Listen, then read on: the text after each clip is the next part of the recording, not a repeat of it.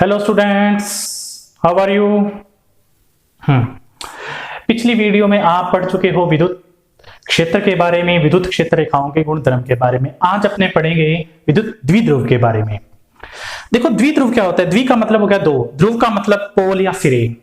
तो ऐसा कोई सिस्टम या ऐसा कोई निकाय जिसके अंदर दो विपरीत प्रकृति के आवेश हो लेकिन उनका परिमाण समान हो, तो उसको हम बोलते हैं विद्युत द्विध्रुव। फॉर एग्जांपल, यदि अपने बात करें NaCl की, NaCl, तो इसके अंदर Na क्या होता है? पॉजिटिव, और Cl क्या होता है? नेगेटिव। जितना ये पॉजिटिव है उतना ये नेगेटिव है, यानी कि इस अणु के अंदर आवेश जो है विपरीत प्रकृति का है लेकिन परिमाण में क्या है? समान। तो ऐसे सिस्टम को हम क्या बोलते हैं? विद्युत द्विध्रुव। विद्युत द्विध्रुव की स्टडी करना क्यों जरूरी? जब हमें अणुओं का अध्ययन करना होता है कि अणुओं के जो गुणधर्म है वो क्या है, पदार्थों के गुणधर्म क्या है, तो हमें यह पढ़ना जरूरी है कि उन दोनों के द्वारा जो विद्युत क्षेत्र उत्पन्न किया जा रहा है अपने आसपास दूसरे अणुओं के साथ जो बंध बनाए जा रहे हैं वो कैसे हैं। तो इस चीज की स्टडी करने के लिए हमें इन दोनों के बारे में पढ़ना जरूरी है। यदि अपने परिभाषा की बात करें कि विद्युत द्विध्रुव की परिभाषा क्या होती है, तो विद्युत द्विध्रुव के लिए जो सबसे बेसिक कंडीशन है कि आवेश कितने प्रकार के होने चाहिए? दोनों प्रकार के आवेश होने चाहिए और उनके परिमाण क्या होने चाहिए? समान। और उनकी जो दूरी है वो क्या होनी चाहिए? बिल्कुल कम। तो इसकी परिभाषा क्या बनेगी? जब दो समान परिमाण एवं विपरीत प्रकृति के आवेश अति अल्प दूरी पर हो तो ऐसे निकाय को विद्युत द्विध्रुव कहते हैं। फॉर एग्जांपल, अपने पास आवेश है +q यहां रखा हुआ है और बहुत कम दूरी पर -q आवेश यहां रखा हुआ है, तो हम इस सिस्टम को क्या बोलेंगे? द्विध्रुव बोलेंगे। ये वाली जो लाइन होती है, जो ये वाली लाइन है, इस लाइन को बोलते हैं अक्ष। क्या बोलेंगे इसको? अक्ष। और जो इसके परपेंडिकुलर लाइन, परपेंडिकुलर कौन सी? इसके सेंटर से जाना चाहिए। इसको मिलाने वाली जो लाइन है अक्ष के बिल्कुल बीच में से जाना चाहिए, मध्य बिंदु से जाने वाली लाइन को क्या बोलेंगे? निरक्ष बोलेंगे। ये निरक्ष है और ये लाइन कौन सी है? अक्ष है। अब अपने बात करते हैं विद्युत द्विध्रुव आघूर्ण की। विद्युत द्विध्रुव आघूर्ण क्या होता है इसको समझते हैं। देखो, द्विध्रुव कैसे बनता है? दो आवेशों से जिनका परिमाण तो क्या होना चाहिए? समान, लेकिन इनकी प्रकृति क्या होनी चाहिए? विपरीत। और इनके बीच कुछ दूरी होनी चाहिए। मान लेते हैं ये दूरी r मान सकते हैं, x मान सकते हैं, a मान सकते हैं, 2a मान सकते हैं, कुछ भी दूरी मान लेते हैं। मान लेते हैं इन दोनों के बीच की दूरी क्या है? d है फॉर एग्जांपल के लिए। तो यदि हम किसी एक का आवेश ले लें, कोई एक लेना, उसका परिमाण देना है, यानी कि इसको ले रहे हैं तो q ही लेंगे, -q नहीं लेंगे, सिर्फ परिमाण लेना है। इसको ले रहे हैं तो इसके साथ हम क्या लेंगे? q लेंगे। इस आवेश के परिमाण को और उनके बीच की दूरी को यदि हम गुणनफल कर दें तो इस राशि को हम क्या कहते हैं? द्विध्रुव आघूर्ण कहते हैं। जैसे आपने बल आघूर्ण के बारे में पढ़ा होगा, बल इंटू दूरी, उन दोनों के बीच का जो डिस्टेंस होती है उसको मल्टीप्लाई कर दें तो क्या आता है? बल आघूर्ण आता है। वैसे ही आवेश के परिमाण को, एक आवेश के परिमाण को उनके बीच की दूरी से मल्टीप्लाई कर दें तो हम उसको क्या बोलते हैं? द्विध्रुव आघूर्ण बोलते हैं, या विद्युत द्विध्रुव आघूर्ण। हम इसकी स्टडी क्यों कर रहे हैं? इसकी स्टडी इसलिए कर रहे हैं, जब आगे हम विद्युत क्षेत्र के बारे में पढ़ेंगे तो इसके बारे में जानना जरूरी है, इसलिए हम इसकी स्टडी कर रहे हैं। विद्युत द्विध्रुव आघूर्ण को हम किससे रिप्रेजेंट करते हैं? P से रिप्रेजेंट करते हैं। जो आघूर्ण है ये एक सदिश राशि है। सदिश राशि है तो इसकी कुछ ना कुछ दिशा भी होती होगी। तो इसकी दिशा क्या होगी? इसकी दिशा हमेशा -q से +q की तरफ ली जाती है। इस तरफ ली जाएगी, -q से +q की तरफ इसकी दिशा होती है परिपाटी के अनुसार। तो यदि हमें सदिश रूप में लिखना हो तो हम इसको कैसे लिखेंगे? P vector is equal to q और बीच की दूरी, जो ये सारी दूरी है, इसको मल्टीप्लाई कर देंगे और फिर इसके साथ जो इसकी जो दिशा होगी वो कहां से होगी? -q से +q की ओर होगी इसकी दिशा। तो इस तरीके से हम इसको रिप्रेजेंट करते हैं। यदि द्विध्रुव आघूर्ण का मात्रक पूछा जाए तो इसका मात्रक क्या होगा? इसका मात्रक होगा कूलाम इनटू में मीटर, या मीटर इंटू कूलाम, या कूलाम इंटू मीटर लिखा जाएगा। यदि इसकी विमा बतानी हो तो हम इसकी विमा भी बता सकते हैं। तो इसकी विमा बनेगी, वो लिखी जाएगी विमा m0 L1 L1 T1 A1 ये इसकी विमा लिखी जाएगी। तो ये हो गया विद्युत द्विध्रुव आघूर्ण। अब अपने बात करते हैं द्विध्रुव के कारण विद्युत क्षेत्र। ठीक है, हमारे पास दो आवेश हैं प्लस क्यू और माइनस क्यू, इन दोनों के निकाय को हम क्या बोलेंगे? द्विध्रुव। ये वाली जो लाइन है ये कौन सी है? अक्ष बोलेंगे इसको। और ये जो परपेंडिकुलर लाइन खींची जाती है उसको क्या बोलते हैं? उसको निरक्ष अपने बोलेंगे। दोनों के बीच की दूरी हम x ले सकते हैं, d ले सकते हैं, r ले सकते हैं, a ले सकते हैं, 2a ले सकते हैं। मान लेते हैं दोनों आवेशों के बीच की दूरी 2a है। ठीक, ये बीच वाला पॉइंट है। इधर वाली जो दूरी होगी वो कितनी होगी? a, और इधर वाली जो दूरी होगी वो कितनी होगी? a। ठीक, अब देखो यहां पर यदि हम कोई बिंदु लेते हैं, वहां पर इसके कारण भी विद्युत क्षेत्र आएगा और इसके कारण भी विद्युत क्षेत्र आएगा। हम यहां पर कोई बिंदु लेते हैं तो उस बिंदु पर इसके कारण भी विद्युत क्षेत्र आएगा और इसके कारण भी विद्युत क्षेत्र आएगा। दोनों का हम रिजल्टेंट निकाल लेंगे, नेट परिणामी विद्युत क्षेत्र निकालेंगे, किसका ज्यादा और किसका कम है। इसी तरीके से कोई बिंदु यहां पर भी होगा जिस पर हम विद्युत क्षेत्र निकाल सकते हैं, कोई बिंदु यहां होगा, कोई बिंदु यहां होगा। तो इसके चारों ओर जो हर बिंदु पर विद्युत क्षेत्र कुछ ना कुछ होगा, परिणामी विद्युत क्षेत्र। लेकिन अकॉर्डिंग टू सिलेबस, 12th के सिलेबस के अकॉर्डिंग हमें सिर्फ दो ही जगह पर निकालना है, एक तो इस लाइन पर जो कि अक्ष है और एक इस लाइन पर जो कि निरक्ष है। तो हम पहले अक्ष पर विद्युत क्षेत्र निकालेंगे और फिर उसके बाद हम निरक्ष पर विद्युत क्षेत्र निकाल के उनका डेरिवेशन देखेंगे और उसका फॉर्मूला भी देखेंगे। अब अपने डेरिवेशन निकालेंगे कि विद्युत द्विध्रुव के अक्ष पर जो विद्युत क्षेत्र कितना होगा, उसका फॉर्मूला क्या होगा, उसके लिए अपने को डेरिवेशन निकालना है। तो हम ये बिंदु चार्ज लेते हैं, यहां पर लेते हैं प्लस क्यू, यहां पर लेते हैं दूसरा माइनस क्यू। ठीक है, हम यहां पर भी माइनस क्यू रख सकते हैं, यहां पर भी प्लस क्यू रख सकते हैं। हमें अक्ष पर निकालना है, हम इधर भी निकाल सकते हैं, हम इधर भी निकाल सकते हैं। जो अक्ष का फॉर्मूला आएगा, चाहे हम इधर निकालें और चाहे हम इधर निकालें, फॉर्मूला एक जैसा ही आएगा दोनों की तरफ। चाहे प्लस वाले की तरफ निकालें चाहे माइनस क्यू वाले की तरफ निकालें, दोनों का जो डेरिवेशन होगा सेम आएगा। तो हम क्या करते हैं, हम अकॉर्डिंग टू सिलेबस जो है हमारे जो दिया हुआ है, सिर्फ उसी पैटर्न को फॉलो कर लेते हैं। हम मान लेते हैं ये माइनस क्यू है और ये प्लस क्यू है। ठीक, इन दोनों के जो बीच की दूरी है वो कितनी है? वो है 2a। ठीक, ये इधर वाली भी दूरी a हो गई और इधर वाली भी दूरी a हो गई। इस द्विध्रुव के केंद्र से, मध्य बिंदु से r दूरी पर कोई बिंदु P स्थित है। हमें यहां पर विद्युत क्षेत्र की तीव्रता का फॉर्मूला निकालना है। यह दूरी कितनी है? r। बिंदु की दूरी कहां से बतानी चाहिए हमें? मध्य बिंदु से। मध्य बिंदु से दूरी कितनी है? r है। हमें इस बिंदु पर परिणामी विद्युत क्षेत्र का फॉर्मूला निकालना है। अब देखो, इस बिंदु पर दो आवेशों के कारण विद्युत क्षेत्र होगा, एक तो इस वाले के कारण और एक इस वाले के कारण। इस वाला जो ये प्लस क्यू है इसके कारण इस तरफ होगा और इस जो कि माइनस क्यू है इसके कारण इस तरफ होगा विद्युत क्षेत्र। और फिर हम दोनों का रिजल्टेंट निकालेंगे। ये पास है तो इसका इफेक्ट यहां ज्यादा आएगा, ये दूर है तो इसका इफेक्ट इस तरफ कम आएगा। अब अपने निकालते हैं इस वाले के कारण, प्लस क्यू आवेश के कारण विद्युत क्षेत्र, आवेश के कारण विद्युत क्षेत्र, इसको अपने नाम दे लेते हैं E1। इसका फॉर्मूला क्या होगा विद्युत क्षेत्र का? K Q अपॉन में ये वाली डिस्टेंस, इससे डिस्टेंस, ये पूरी डिस्टेंस कितनी हो जाएगी? ये इतनी तो r है, उसमें से ये माइनस हो जाएगी तो पूरी डिस्टेंस हो जाएगी r माइनस a का होल स्क्वायर। अब देखो हमने 2a क्यों लिया था? ताकि हम इसको a लिख सकें। यदि हम सीधा d ले लेते तो हमें d/2 करना पड़ता, इसलिए हमने क्या लिया था, यहां पर 2a लिया था ताकि हमारी कैलकुलेशन इजी हो जाए। अब देखो ये प्लस है, इसके कारण विद्युत क्षेत्र इस तरफ होगा, इस तरफ, यानी कि इस तरफ को हम कैसे लिखेंगे?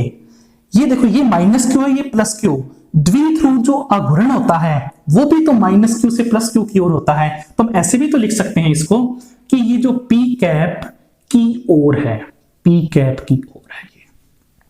ठीक, अब देखते हैं इसके कारण माइनस क्यू आवेश के कारण विद्युत क्षेत्र ये कितना होगा?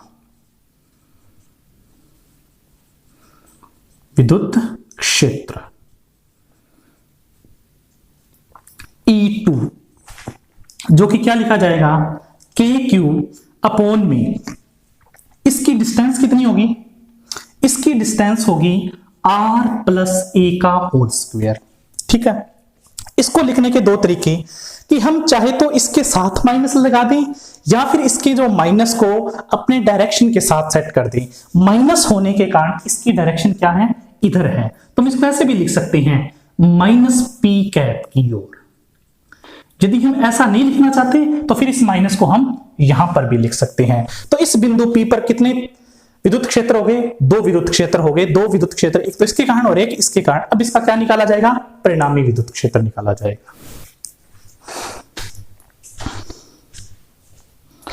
परिणामी विद्युत क्षेत्र E अक्ष पर कैसे लिखा जाएगा, ये एक वेक्टर राशि है, सदिश राशि है, तो हमें इसको लिखने के दो तरीके हो गए। एक तो ये E1 vector plus E2 vector, ठीक है, या फिर हम क्या कर सकते हैं, इसकी दिशाओं को हम अपनी तरफ से सेट करके इसको लिख सकते हैं।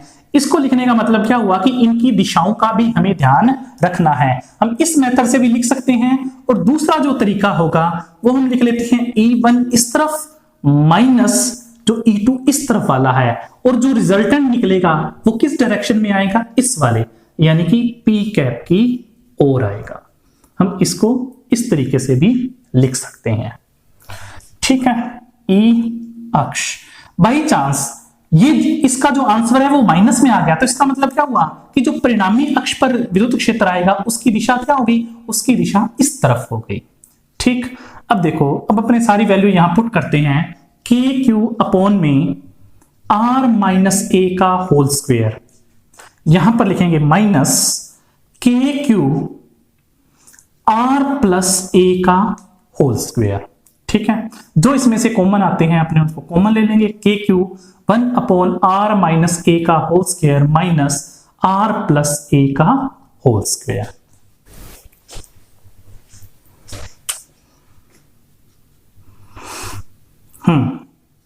KQ यहां पर जब हम एलसीएम लेंगे तो R माइनस A का whole square, R plus A का होल स्क्वायर। ठीक, फिर यहां पर लिखा जाएगा R प्लस A का square minus R minus A का स्क्वायर, इस तरीके से। ठीक, KQ, अब देखो ये दोनों का स्क्वायर है तो अपने होल स्क्वायर बना सकते हैं ना। अंदर के अंदर क्या बनेगा, R minus A R plus A, तो जिसका फॉर्मूला बनेगा R square minus A square और ऊपर रहेगा इसका होल स्क्वायर, यानी कि हम इसको ऐसे लिख सकते हैं R square minus A square और ऊपर पूरा होल स्क्वायर। इसको जब एक्सपेंशन करेंगे तो ये बनेगा R square plus A square plus 2RA, फिर यहां लगेगा माइनस का साइन और इसको लिखेंगे R माइनस, और जो आगे वाला माइनस में आएगा वो इस माइनस के कारण प्लस का हो जाएगा और उसको लिखेंगे 2RA। तो ये पूरा अपना मेथड बनेगा। अब इसको सोल्व कर लेते हैं, अपने जो कैंसिल होते हैं उसको कैंसिल कर देते हैं। R स्क्वायर कैंसिल हो गया, A स्क्वायर कैंसिल हो गया और अंदर बचेगा 4RA अपॉन में R square minus A square का होल स्क्वायर। तो ये फॉर्मूला हमारे पास बनेगा। अब अपने इसको थोड़ा सा एडजस्ट भी कर सकते हैं, इसमें से दो बाहर निकाल लेते हैं। अपने 2 लिख लो, K लिख लो, Q को अंदर भेजो, R को भी बाहर लिख लेते हैं। अपने अंदर बचेगा 2A और साथ में बचेगा Q। नीचे क्या लिखा जाएगा, R square minus A square का होल स्क्वायर। अब देखो 2A इंटू Q, ये क्या बनता है, 2A है दोनों के बीच की डिस्टेंस और Q क्या है, आवेश। तो बीच की डिस्टेंस, बीच की दूरी और आवेश को जब हम मल्टीप्लाई करते हैं तो इसको क्या बोलते हैं, द्विध्रुव आघूर्ण, जिसको हम किससे रिप्रेजेंट करते हैं, P से रिप्रेजेंट करते हैं। तो इसको लिखा जाएगा 2KR और यहां पर लिख देंगे P और अपॉन में लिखेंगे R square minus A square और पूरे का होल स्क्वायर। और इसकी डायरेक्शन कौन सी थी, P की ओर था, यानी कि इसकी डायरेक्शन ये वाली थी जो कि हमने शुरू में लिखा था जब हम डेरिवेशन स्टार्ट कर रहे थे। तो इसके यहां पर लिखेंगे E, ये कौन से पर है, अक्ष पर है। कौन से पर है, E अक्ष पर है। तो हम इसको ऐसे भी लिख सकते हैं 2KR P वेक्टर, ये परिमाण और ये दिशा क्या बना लेती है, वेक्टर बना लेती है, सदिश बना लेती है। ये हमारा फॉर्मूला रहेगा, एक मेन फॉर्मूला अक्ष पर। यदि ये A r के कंपैरिजन में बहुत कम है, तो उस कंडीशन में क्या बनेगा, r is very greater then a। तो उस कंडीशन में हम क्या कर सकते हैं, a को नगण्य मान सकते हैं, a स्क्वायर को r स्क्वायर के कंपैरिजन में हम नगण्य मान सकते हैं यदि तो e अक्ष क्या लिखा जाएगा, 2kr p वेक्टर। उस कंडीशन में जब ये बहुत छोटा है इसके कंपैरिजन में, तो छोटी संख्या को इसमें जोड़ो घटाओ कोई ज्यादा फर्क नहीं पड़ता। तो हम यहां पर क्या लिख सकते हैं, r स्क्वायर का स्क्वायर यानी कि r की पावर 4 लिख सकते हैं। तो हम इसको क्या लिख सकते हैं, 2k p वेक्टर अपॉन में r क्यूब, कहां पर, एक्सिस के ऊपर, अक्ष के ऊपर। या हम ऐसे भी लिख सकते हैं e अक्ष प्रोपोर्शनल टू 1 अपॉन में r क्यूब। जब हम किसी बिंदु आवेश के लिए निकालते हैं तो r की स्क्वायर के इनवर्सली प्रोपोर्शनल आएगा, लेकिन जब हम द्विध्रुव के लिए निकालते हैं अक्ष पर, r क्यूब के इनवर्सली प्रोपोर्शनल आता है। अब अपने नेक्स्ट इंपॉर्टेंट टॉपिक लेकर आते हैं, निरक्ष पर विद्युत क्षेत्र की तीव्रता। प्रोसीजर सेम रहेगा, वैसे ही हमें एक आवेश और दूसरे आवेश के कारण विद्युत क्षेत्र की तीव्रता ही निकालनी है। पहले तो इंडिविजुअल, फिर उनका क्या निकालना है, सदिश योग निकालना है, इनकी दिशाओं को ध्यान में रखते हुए। ठीक, द्विध्रुव में ये आवेश मान लेते हैं -q है, -q ये बिंदु आवेश है, और ये आवेश है +q। ठीक, दोनों के बीच की जो दूरी है वो हम कितनी ले लेते हैं, 2a। इस तरफ वाले बिंदु को मान लेते हैं हम a और इस वाले को मान लेते हैं b। ठीक, ये बीच में हो गया केंद्र। इस परपेंडिकुलर लाइन को हम क्या बोलते हैं, इस लंबवत लाइन को, इस लंबवत लाइन को हम बोलते हैं निरक्ष। इसके केंद्र से r दूरी पर कोई बिंदु है p। हमें इस बिंदु पर क्या निकालना है, विद्युत क्षेत्र की तीव्रता निकालनी है, परिणामी, दोनों के कारण परिणामी विद्युत क्षेत्र कितना आएगा। ठीक, अब देखो इसके कारण जो विद्युत क्षेत्र होगा प्लस वाले के कारण इस बिंदु पर, वो किस दिशा में होगा, वो होगा इस दिशा के अंदर, जिसको हम बोल देते हैं E1। इसके कारण -q वाले के कारण विद्युत क्षेत्र इधर नहीं होगा बल्कि इधर होगा, क्योंकि ये माइनस का है, जिसको हम बोल देते हैं E2। ये है E2। हमें इन दोनों का परिणामी निकालना है। मान लेते हैं ये कोण थीटा है, तो ये कोण भी क्या हो जाएगा, थीटा। ये भुजाएं बराबर है, सब कुछ बराबर है, तो ये थीटा, तो ये भी थीटा। इसकी जरूरत हमें आगे पड़ेगी, इसलिए हमने ये थीटा का यूज किया है, अदरवाइज इसका कोई यूज नहीं था। हम E1 निकालते हैं, E1 तो क्या लिखा जाएगा, KQ अपॉन में डिस्टेंस क्या लिखी जाएगी, PB का स्क्वायर, PB का स्क्वायर। ठीक, इससे यही डिस्टेंस है। इसकी दिशा कौन सी होगी, इसकी दिशा होगी ये वाली दिशा, PB की ओर, B से P की ओर, ये वाली दिशा होगी। ठीक, इसी तरीके से हम E2 के लिए निकालते हैं, थोड़ा स्पेस छोड़ देते हैं। E2 ये क्या लिखेंगे, E2 ये भी लिखेंगे KQ अपॉन में नीचे डिस्टेंस कितनी है, PA स्क्वायर। चाहे तो हम माइनस यहां एडजस्ट कर दें, नहीं तो इस माइनस को हम दिशा बताने में कर सकते हैं। इसकी दिशा क्या होगी, P से A की ओर, P से A की ओर इसकी दिशा होगी। ठीक है, हम चाहें तो माइनस को यहां लगा दें, तब दिशा के हिसाब से इसको नहीं लिखेंगे। यदि हमने माइनस को यहां सेट कर दिया तो फिर यहां नहीं लिखेंगे। इस चीज का हमें ध्यान रखना है। अब देखो PA और PB की वैल्यू हमें निकालनी है। तो इस त्रिभुज के अंदर देखो, ये एक समकोण त्रिभुज है जिसकी ये वाली भुजा कितनी है, ये वाली भुजा A है, ये R है। उसी तरीके से इस वाले त्रिभुज में देखो, ये भुजा कौन सी है, A है और ये R है। तो ये किसका काम कर रहा है, इस त्रिभुज में ये कर्ण का काम कर रहा है, इस त्रिभुज में ये कर्ण का काम कर रहा है। तो PA और PB की वैल्यू कितनी हो जाएगी, PA और PB की वैल्यू हो जाएगी इसके कर्ण के इक्वल हो जाएगी। तो PA का स्क्वायर, कर्ण का स्क्वायर क्या होता है, आर स्क्वायर प्लस में ए स्क्वायर, इस तरीके से लिखा जाएगा, लंब का स्क्वायर प्लस आधार का स्क्वायर। यदि हम पीबी की वैल्यू निकालें तो भी वो सेम आएगी, पीबी का स्क्वायर। हम चाहें तो इनकी वैल्यू रख देते हैं। E1 का जो आएगा वो कैसे लिखा जाएगा, के क्यू पी बी स्क्वेयर, सदिश रूप में लिखना चाहिए अपने को। यहां पर लिखेंगे R square plus A square किसकी ओर, बी से पी की ओर। E2 वेक्टर जो लिखेंगे वो किधर लिखेंगे, के Q are square plus A square, ये किधर है, ये P से A की ओर है।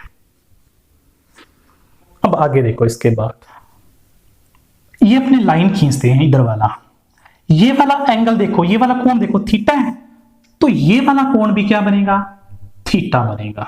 ठीक, ये देखो ये वाला जेड देखो, ये वाला जेड, ये वाला कोण थीटा है तो ये वाला कोण भी क्या है, थीटा।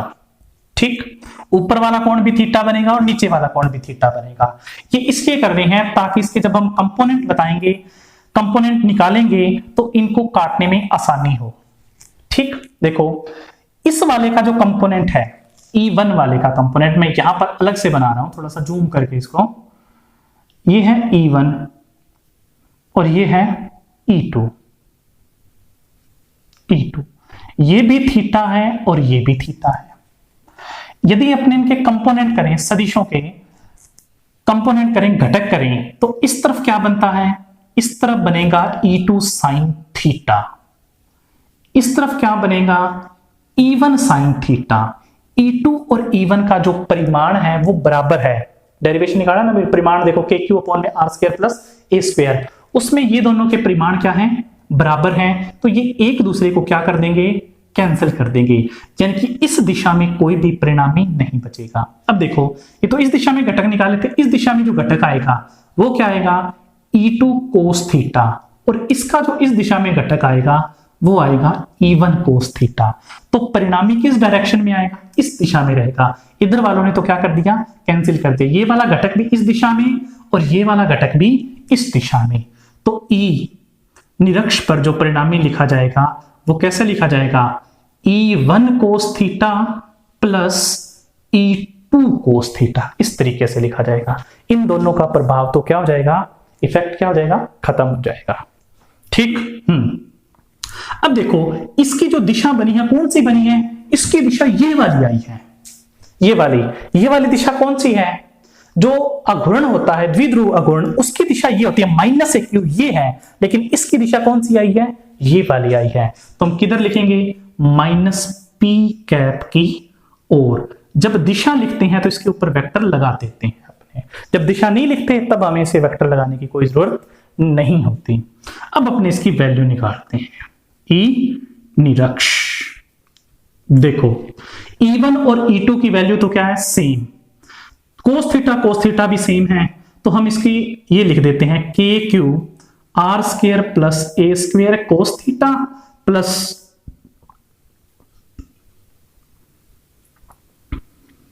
कोस थीटा, और दिशा कौन सी लिखेंगे, माइनस पी कैप की ओर, क्योंकि हमने कौन सी लिखा है, सदिश फॉर्म में लिखा है। अब अपने को कोस थीटा की वैल्यू निकालनी है, बस यहां पर किसी भी त्रिभुज का यूज करके हम यहां पर क्या निकालेंगे, कोस थीटा निकालेंगे। ठीक, अब देखो कोस थीटा क्या लिखा जाता है, लाल बटे का यानी कि आधार बटे में करण। इस थीटा के लिए आधार का काम कौन करेगा, ये काम करेगा ए, और करण का काम कौन करेगा, ये वाली साइड करेगी, यानी कि ए अपॉन में करण क्या लिखेंगे, आर स्क्वायर प्लस में ए स्क्वायर, इसका हम यूज करेंगे कोस थीटा का इसकी जगह। तब निरक्ष पर क्या बनेगा, ई निरक्ष पर K Q R square plus A square, cos theta की जगह वैल्यू पुट कर दो, ए अपॉन में रूट में R square plus A square, साथ में इधर भी पुट कर दो के क्यू अपॉन में आर स्क्वायर प्लस में ए स्क्वायर, ए अपॉन में रूट आर स्क्वायर प्लस में ए स्क्वायर, ये रूट के अंदर है। ठीक है, बीच में दोनों के प्लस का साइन है। देखो दोनों एक जैसी क्वांटिटी है तो हम इसको क्या कर देंगे, 2 कर देंगे, दोनों एक जैसी हो तो इसको क्या कर देंगे, डबल कर देंगे, 2 के क्यू ए अपॉन में क्या लिख देंगे, अपॉन में देखो इसके ऊपर, इस फैक्टर के ऊपर पावर कितनी है 1, इसके ऊपर पावर कितनी है हाफ, रूट है, तो इसको हम ऐसे भी लिख सकते हैं R square plus A square की पावर कितनी हो गई 3/2, एक और आधी पावर कितनी होगी 1.5 यानी कि 3/2, और डायरेक्शन कौन सी होगी माइनस पी कैप की और ये इसकी डायरेक्शन होगी। अब देखो k को हम बाहर ले लेते हैं, 2 को ऐसे लिख देते हैं q इंटू 2a अपॉन में R square plus A square की पावर 3/2, डायरेक्शन कौन सी माइनस पी कैप की और अब देखो k q इंटू 2a को क्या बोलते हैं, वो बोलते हैं अपनी p, मैग्नीट्यूड है जो p का, k p द्विध्रुव अवघूर्ण, और यहां लिखेंगे R square plus A square की पावर 3/2, डायरेक्शन कौन सी होगी माइनस पी कैप की और लिखी जाएगी इसकी डायरेक्शन। ठीक, इसके बाद देखो ई निरक्ष का जो पूरा फॉर्मूला बनेगा वो किस तरीके से लिखा जाएगा, ई निरक्ष माइनस के पी के ऊपर वेक्टर लगा देंगे, डायरेक्शन को इसके साथ ही एडजस्ट कर देंगे, माइनस यहां जाएगा और इसकी डायरेक्शन के लिए इसके ऊपर कैप लगा देंगे, और यहां पर लिख देंगे R square plus A square की पावर 3/2, ये सदिश फॉर्म में। यदि ए बहुत छोटा हो, यानी कि जो दूरी है आर, जो बिंदु की दूरी है वो बहुत ज्यादा हो, तो उस कंडीशन में हम कैसे लिखेंगे आर, यदि R square very greater than A square, then E निरक्ष क्या लिखा जाएगा, ई निरक्ष वो लिखा जाएगा माइनस के पी वेक्टर अपॉन में, इसको तो छोड़ ही देंगे, इसकी पावर कितनी बनेगी, स्क्वायर की पावर 3/2 करेंगे तो 2 से 2 कटेगा और क्या बनेगा आर क्यूब बनेगा। लेकिन यदि हम इसके सिर्फ परिमाण की बात करें तो परिमाण कितना हो जाएगा, वो बनेगा के पी अपॉन में आर क्यूब, ये तो क्या हो गया परिमाण हो गया, ये दिशा फॉर्म में हो गया। यदि अपने अक्ष की तुलना में देखें, अक्ष में यहां पर क्या आया था, साथ में 2 आया था, 2 आया था, यानी कि अक्ष पर जो विद्युत क्षेत्र होगा वो निरक्ष के कंपैरिजन में कितना होगा 2 टाइम्स होगा। एक रिजल्ट और निकला है जो कि बिल्कुल वैसा ही है जैसा अक्ष के लिए आया है, ई निरक्ष आर क्यूब के व्युत्क्रमानुपाती होता है, ये अपने को ध्यान में रखना है। देखो अक्ष पर जो हमने निकाला था इसका फॉर्मूला वो आया था 2kp वेक्टर अपॉन में आर क्यूब, लेकिन जो निरक्ष पर फॉर्मूला आया है वो है माइनस के पी वेक्टर अपॉन में आर क्यूब। इसका जो परिमाण यदि अपने लिखें, परिमाण इस तरीके से लिखें तो वो बनता है के पी अपॉन में 2kp अपॉन में आर क्यूब। इसका यदि अपने परिमाण लिखें तो वो बनता है के पी अपॉन में आर क्यूब। ठीक, इसकी यदि डायरेक्शन की बात लिखें तो ये बनेगा पी कैप या पी वेक्टर की दिशा में, ये बनेगा पी वेक्टर की विपरीत दिशा में, विपरीत दिशा में। तो ज्यादा किस पे होगा, अक्ष पर यदि हम निकालेंगे विद्युत क्षेत्र उतनी ही दूरी पर वो ज्यादा आएगा, और निरक्ष पर क्या आएगा उतनी ही दूरी पर विद्युत क्षेत्र कम आएगा। एक चीज और, E proportional to 1/r cube और E proportional to 1/r cube, ये दोनों के अंदर सेम रहेगा। अब अपने इस चैप्टर के लास्ट टॉपिक के बारे में डिस्कशन करते हैं। लास्ट टॉपिक क्या कहता है कि यदि किसी द्विध्रुव को हम उठाकर विद्युत क्षेत्र के अंदर रख दें तो उसके ऊपर कौन कौन से बल लगेंगे और कौन सा बल अगुण लगेगा, कैसे वो बिहेव करेगा, वो अपने समझते हैं। फॉर एग्जाम्पल कोई एक समान विद्युत क्षेत्र, यानी कि हर जगह समान है विद्युत क्षेत्र E, जो कि किस दिशा में लग रहा है, इस दिशा में लग रहा है। हमने इसके अंदर एक द्विध्रुव ऐसे रख दिया, मान लेते हैं ये माइनस क्यू है, ये प्लस क्यू है। ठीक, द्विध्रुव की दिशा क्या होगी, माइनस से प्लस की तरफ, इसकी दिशा ये है, इसकी दिशा ये है, इन दोनों के बीच में जो एंगल है वो कितना मान लेते हैं थीटा। हर जगह यदि एंगल बनाएंगे तो वो कितना बनेगा थीटा। ये जो डिस्टेंस है, दोनों के बीच की जो दूरी है, वो हम कितनी लेते हैं? नॉर्मल 2a लेते हैं। ठीक, अब देखो इस विद्युत क्षेत्र के कारण, E के कारण इस पर क्या लगेगा? बल लगेगा। इधर कितना लगेगा?